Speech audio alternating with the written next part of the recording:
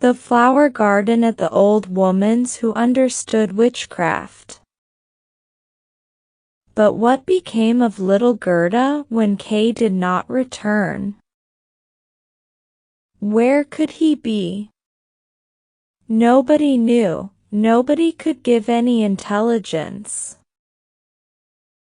All the boys knew was that they had seen him tie his sledge to another large and splendid one, which drove down the street and out of the town. Nobody knew where he was. Many sad tears were shed, and little Gerda wept long and bitterly. At last she said he must be dead, that he had been drowned in the river which flowed close to the town. Oh! Those were very long and dismal winter evenings. At last spring came, with its warm sunshine.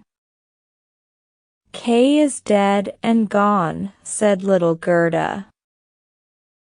That I don't believe, said the sunshine. Kay is dead and gone, said she to the swallows.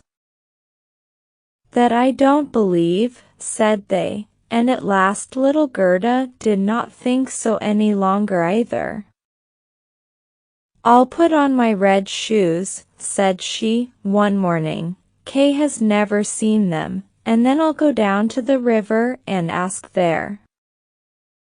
It was quite early. She kissed her old grandmother, who was still asleep, put on her red shoes, and went alone to the river. Is it true that you have taken my little playfellow? I will make you a present of my red shoes, if you will give him back to me. And, as it seemed to her, the blue waves nodded in a strange manner. Then she took off her red shoes, the most precious things she possessed, and threw them both into the river. But they fell close to the bank, and the little waves bore them immediately to land. It was as if the stream would not take what was dearest to her, for in reality it had not got little Kay.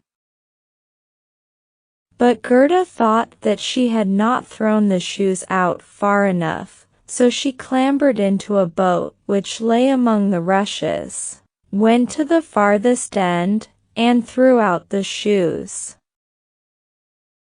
But the boat was not fastened, and the motion which she occasioned made it drift from the shore. She observed this, and hastened to get back, but before she could do so, the boat was more than a yard from the land, and was gliding quickly onward. Little Gerda was very frightened, and began to cry, but no one heard her except the sparrows, and they could not carry her to land. But they flew along the bank, and sang as if to comfort her, "Here we are. Here we are." The boat drifted with the stream. Little Gerda sat quite still without shoes, for they were swimming behind the boat, but she could not reach them, because the boat went much faster than they did. The banks on both sides were beautiful, lovely flowers, venerable trees, and slopes with sheep and cows, but not a human being was to be seen. "Perhaps the river will carry me to little Kay," said she, and then she grew less sad. She rose, and looked for many hours at the beautiful green banks. Presently she sailed by a large cherry orchard, where was a little cottage with curious red and blue windows. It was thatched, and before it 2 wooden soldiers stood sentry, and presented arms when anyone went past. Gerda called to them, for she thought they were alive, but they, of course, did not answer. She came close to them, for the stream drifted the boat quite near the land. Gerda called still louder, and an old woman then came out of the cottage, leaning upon a crooked stick. She had a large broad-brimmed hat on, painted with the most splendid flowers. "Poor little child," said the old woman. "How did you get upon the large rapid river, to be driven about so in the wide world?" And then the old woman went into the water, caught hold of the boat with her crooked stick, drew it to the bank, and lifted little Gerda out. And Gerda was so glad to be on dry land again, but she was rather afraid of the strange old woman. "But come and tell me who you are, and how you came here," said she. And Gerda told her all, and the old woman shook her head and said, "Ahem. Ahem." And when Gerda had told her everything, and asked her if she had not seen little Kay, the woman answered that he had not passed there, but he no doubt would come. And she told her not to be cast down, but taste her cherries, and look at her flowers, which were finer than any in a picture book, each of which could tell a whole story. She then took Gerda by the hand, led her into the little cottage, and locked the door.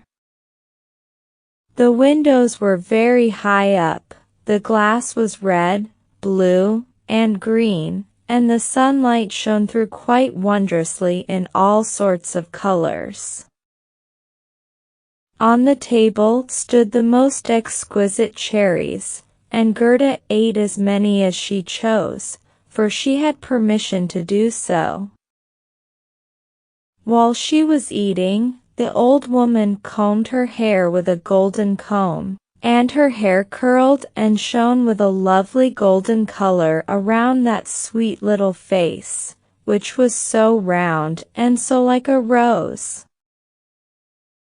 "I have often longed for such a dear little girl," said the old woman. "Now you shall see how well we agree together." And while she combed little Gerda's hair, the child forgot her foster brother Kay more and more, for the old woman understood magic. But she was no evil being, she only practiced witchcraft a little for her own private amusement, and now she wanted very much to keep little Gerda. She therefore went out in the garden, stretched out her crooked stick towards the rose bushes, which, beautifully as they were blowing, all sank into the earth, and no one could tell where they had stood. The old woman feared that if Gerda should see the roses, she would then think of her own, would remember little Kay, and run away from her. She now led Gerda into the flower garden. Oh, what odor and what loveliness was there! Every flower that one could think of, and of every season, stood there in fullest bloom. No picture book could be gayer or more beautiful. Gerda jumped for joy, and played till the sun set behind the tall cherry tree. She then had a pretty bed, with a red silken coverlet filled with blue violets. She fell asleep, and had as pleasant dreams as ever a queen on her wedding day. The next morning she went to play with the flowers in the warm sunshine, and thus passed away a day. Gerda knew every flower, and, numerous as they were, it still seemed to Gerda that one was wanting, though she did not know which. One day while she was looking at the hat of the old woman painted with flowers, the most beautiful of them all seemed to her to be a rose. The old woman had forgotten to take it from her hat when she made the others vanish in the earth. But so it is when one's thoughts are not collected. "What?" said Gerda. "Are there no roses here?" And she ran about amongst the flower beds, and looked, but there was not one to be found. She then sat down and wept, but her hot tears fell just where a rose bush had sunk. And when her warm tears watered the ground, the tree shot up suddenly as fresh and blooming as when it had been swallowed up. Gerda kissed the roses, thought of her own dear roses at home, and with them of little Kay. "Oh, how long I have stayed," said the little girl. "I intended to look for Kay." "Don't you know where he is?" she asked of the roses. "Do you think he is dead and gone?" "Dead he certainly is not," said the roses. "We have been in the earth, where all the dead are, but Kay was not there." "Many thanks," said little Gerda, and she went to the other flowers, looked into their cups, and asked, "Don't you know where little Kay is?" But every flower stood in the sunshine, and dreamed its own fairy tale or its own story, and they all told her very many things, but not one knew anything of Kay. Well, what did the tiger lily say? "Hearest thou not the drum? Bum, bum." Those are the only two tones. Always bum, bum. Hark to the plaintive song of the old woman, to the call of the priests. The Hindu woman in her long robe stands upon the funeral pile, the flames rise around her and her dead husband, but the Hindu woman thinks on the living one in the surrounding circle. On him whose eyes burn hotter than the flames, on him, the fire of whose eyes pierces her heart more than the flames which soon will burn her body to ashes. Can the heart's flame die in the flame of the funeral pile? "I don't understand that at all," said little Gerda. "That is my story," said the lily. What did the convolvulus say? Projecting over a narrow mountain path there hangs an old feudal castle. Thick evergreens grow on the dilapidated walls, and around the altar, where a lovely maiden is standing, she bends over the railing and looks out upon the rose. No fresher rose hangs on the branches than she, no apple blossom carried away by the wind is more buoyant. How her silken robe is rustling! Is he not yet come? "Is it Kay that you mean?" asked little Gerda. "I am speaking about my story, about my dream," answered the convolvulus. What did the snowdrops say? Between the trees a long board is hanging, it is a swing. Two little girls are sitting in it, and swing themselves backwards and forwards. Their frocks are as white as snow, and long green silk ribbons flutter from their bonnets. Their brother, who is older than they are, stands up in the swing. He twines his arms round the cords to hold himself fast, for in one hand he has a little cup, and in the other a clay pipe. He is blowing soap bubbles. The swing moves, and the bubbles float in charming changing colors. The last is still hanging to the end of the pipe, and rocks in the breeze. The swing moves. The little black dog, as light as a soap bubble, jumps up on his hind legs to try to get into the swing. It moves, the dog falls down, barks, and is angry. They tease him, the bubble bursts. A swing, a bursting bubble, such is my song. What you relate may be very pretty, but you tell it in so melancholy a manner, and do not mention K. What do the hyacinths say? There were once upon a time 3 sisters, quite transparent, and very beautiful. The robe of the one was red, that of the second blue, and that of the third white. They danced hand in hand beside the calm lake in the clear moonshine. They were not elfin maidens, but mortal children. A sweet fragrance was smelt, and the maidens vanished in the wood.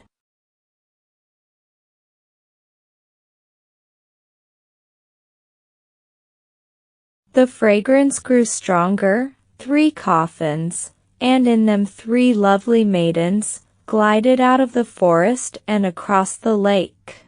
The shining glowworms flew around like little floating lights. Do the dancing maidens sleep, or are they dead? The odor of the flowers says they are corpses. The evening bell tolls for the dead.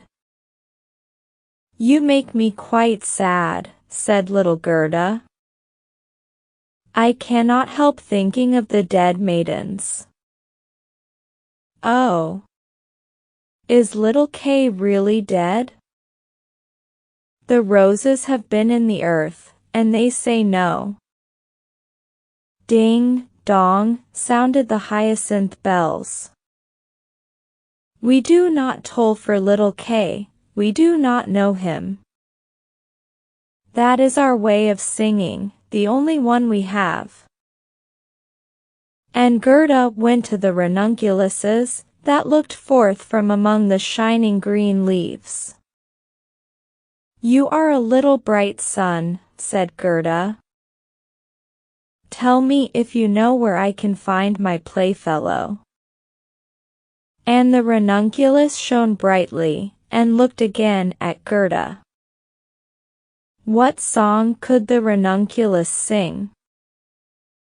It was one that said nothing about Kay either.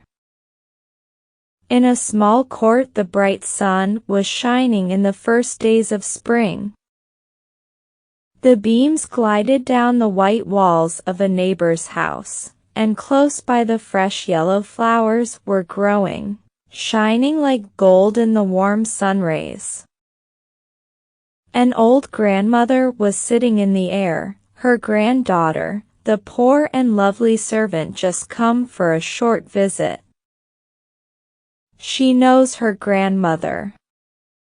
There was gold, pure virgin gold in that blessed kiss. There, that is my little story, said the ranunculus. My poor old grandmother, sighed Gerda.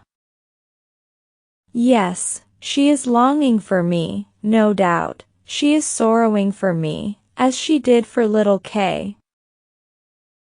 But I will soon come home, and then I will bring Kay with me.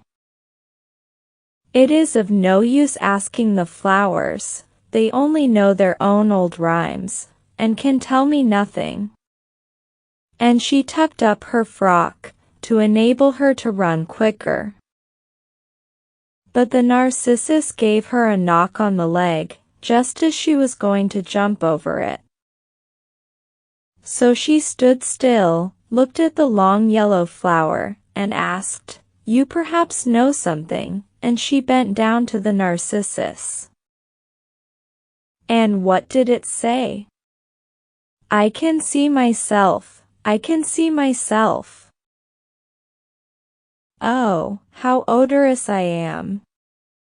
Up in the little garret there stands, half-dressed, a little dancer.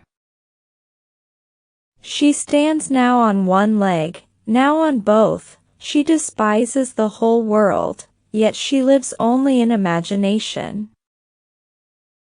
She pours water out of the teapot over a piece of stuff which she holds in her hand. It is the bodice. Cleanliness is a fine thing. The white dress is hanging on the hook. It was washed in the teapot, and dried on the roof. She puts it on, ties a saffron-colored kerchief round her neck, and then the gown looks whiter. I can see myself, I can see myself. That's nothing to me, said little Gerda. That does not concern me. And then off she ran to the further end of the garden. The gate was locked, but she shook the rusted bolt till it was loosened, and the gate opened, and little Gerda ran off barefooted into the wide world. She looked round her thrice, but no one followed her. At last she could run no longer. She sat down on a large stone, and when she looked about her, she saw that the summer had passed. It was late in the autumn, but that one could not remark in the beautiful garden, where there was always sunshine, and where there were flowers the whole year round. Dear me, how long I have stayed, said Gerda. Autumn is come. I must not rest any longer. And she got up to go further. Oh, how tender and wearied her little feet were. All around it looked so cold and raw. The long willow leaves were quite yellow, and the fog dripped from them like water. One leaf fell after the other. The sloes only stood full of fruit, which set one's teeth on edge.